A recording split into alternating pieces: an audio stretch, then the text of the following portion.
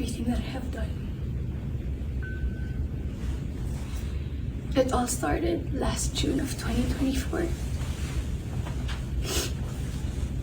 I was in a very dark place. I was lonely. And I was getting attention from Anthony. The kind of attention that I needed.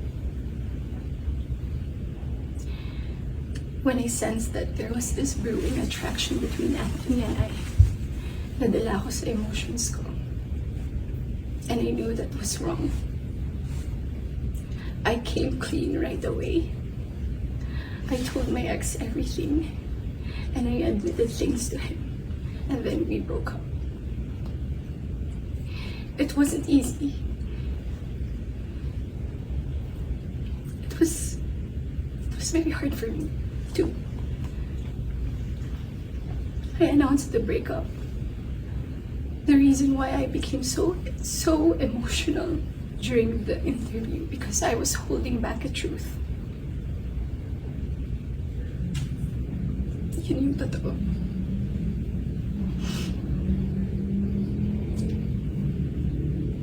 I wasn't really able to simmer down. I wasn't able to reflect on what had happened. I was working every day for days straight, weeks straight, months straight. Bago nagsimula yung mga daming trabaho namin, I told Anthony that I broke up with my ex. And he also said the same thing.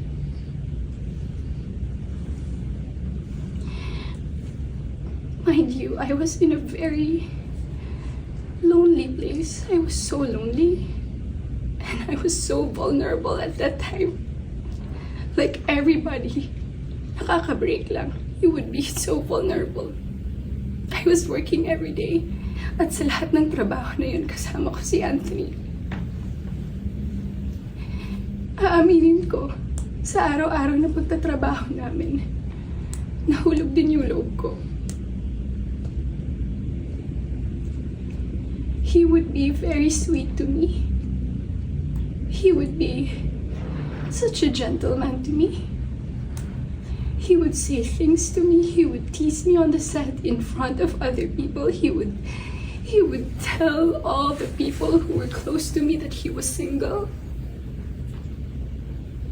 So, I was confident to act a certain way around him on the set.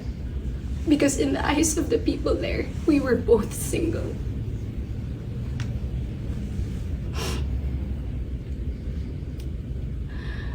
Araw-araw kami nagtatrabaho, and September came. We went to Italy for our shoot sa teleserye namin na Incognito. And doon nag-start na naging deep yung pagkakilala namin sa isa't isa.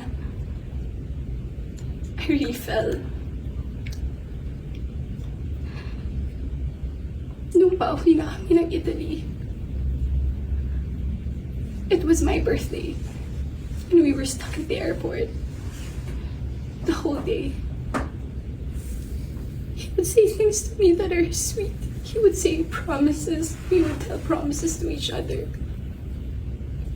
And then nung pauwi na ng Italy, I felt so happy that I had to post something on my IG story just to appreciate him during that day. And nung pagka-uwi ko, I think the next 2 days, I saw a post or reposts ni Jam on TikTok. Nakita ko lahat yun. And at that time, yung time frame na yun, nasa screenshots din na nangamusta ako. I said, kamusta si Jam? Nangamusta ako kay Jam. It wasn't because dahil alam ko na sila pa. Dahil alam ko na she was going through something and Anthony had to take care of her. But at that time, nagtatrabaho pa rin kami and he would still be the same way to me. I would ask him. God knows I asked him, nagkabalikan ba kayo? He said no.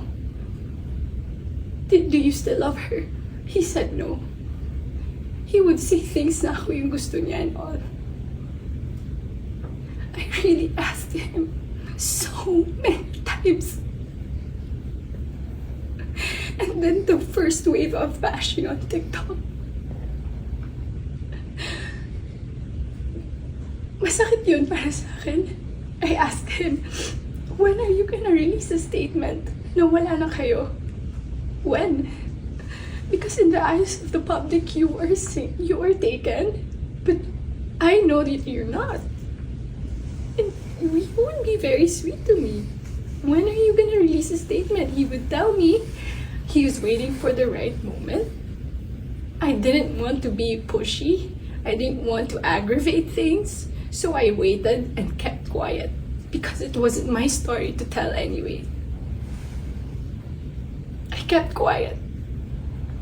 October passed. We were working still every day. And then Halloween.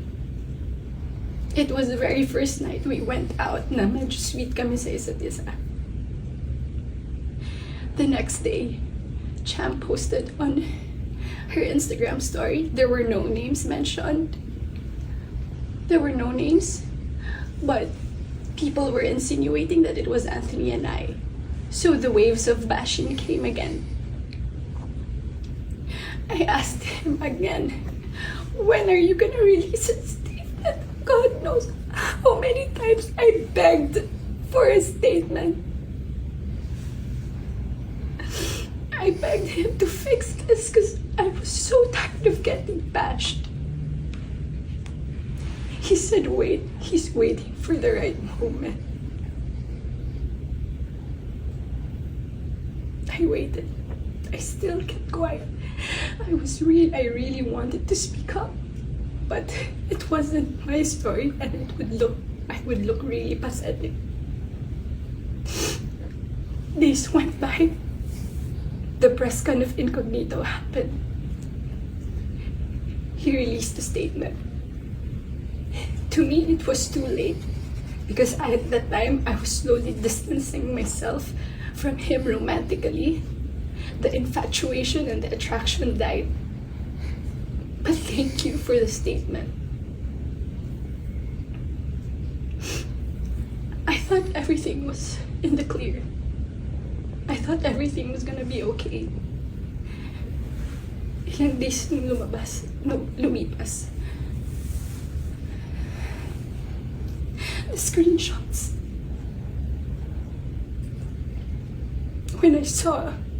When I read it, it was 10 p.m. on a Tuesday night. When I read it, I was gutted. I was shocked. I'm truly embarrassed. Dahil nakita ng tao lahat yun without my consent. Against my will.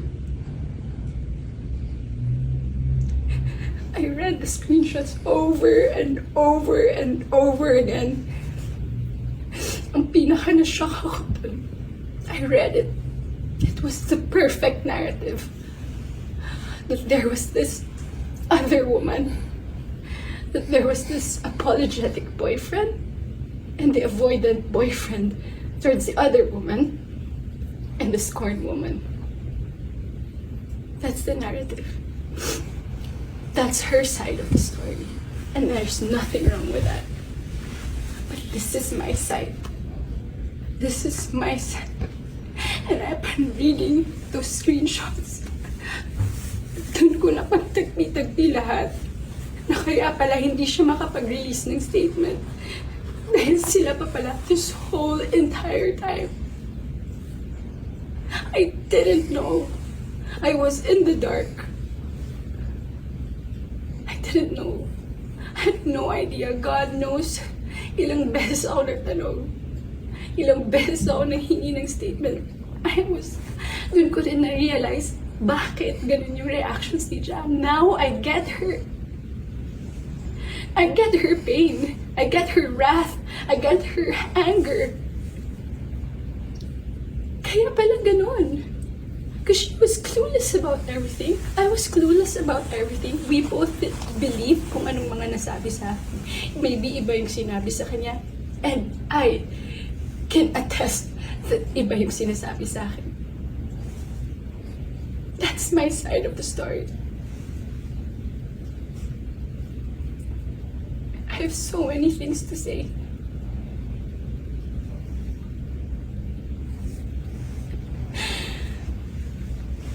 Hindi ka ako makapaniwala.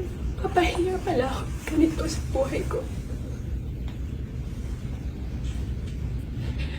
So to the public, I am sorry that you got to see that very intimate side of me. Ganun talaga ako pag nagbigay ng pagmamahal. It was supposed to be private. It was supposed to be a private, intimate thing. I'm sad na nakita yun ng tao. And yes, I don't want to play the victim here. Nagkamali din talaga ako. And I want to say sorry to those people I have hurt. I reached out to Jam last November. I did not get a reply. I think that was last November. Because I wanted to know what's up. So, I'm sorry. Most especially, I'm very sorry. I'm truly sorry to those people who supported me for 10 years.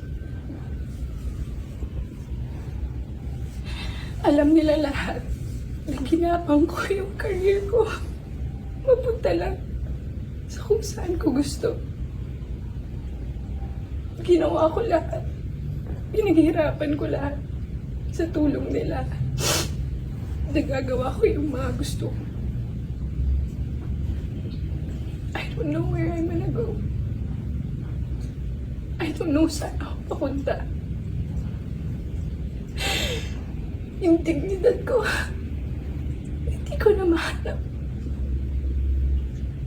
Whenever I go out, whenever I walk, I feel like I'm a naked woman walking. Hindi ko alam anong gagawin ko. I'm so embarrassed. And I'm sorry that you get to see that.